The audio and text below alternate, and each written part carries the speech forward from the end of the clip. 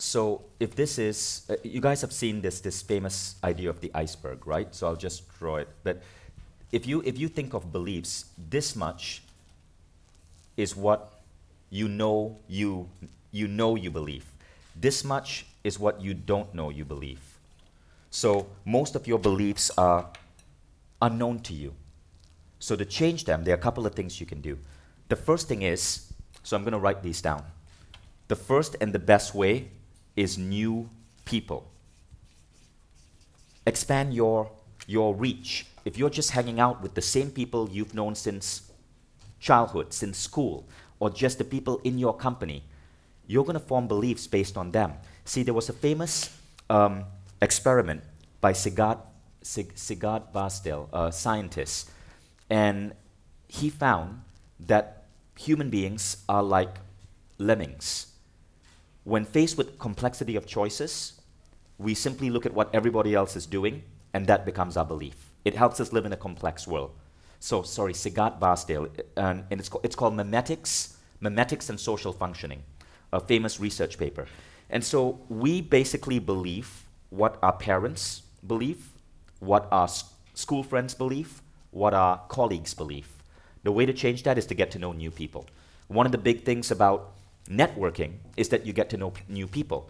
If you guys are at Mind Valley University, you meet amazing entrepreneurs from all around the world, from 40 different countries, and these are people with incredibly positive beliefs. You shift. The number one thing actually is join these organizations, like be part of this room, be part of communities that where you meet unique people doing great things. Now the second thing is biographies.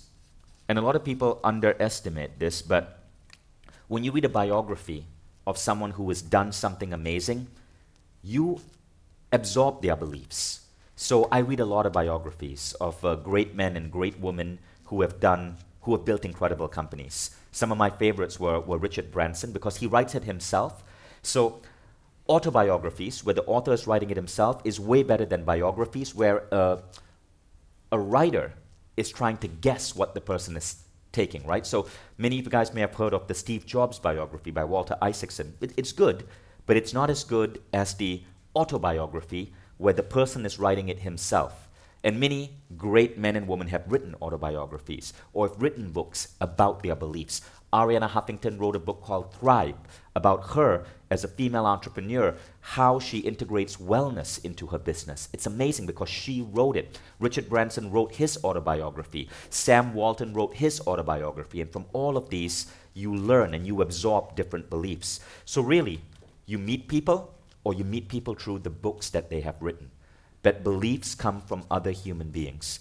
And then it's also the lifebook process. So the lifebook process is that 12-category process, right?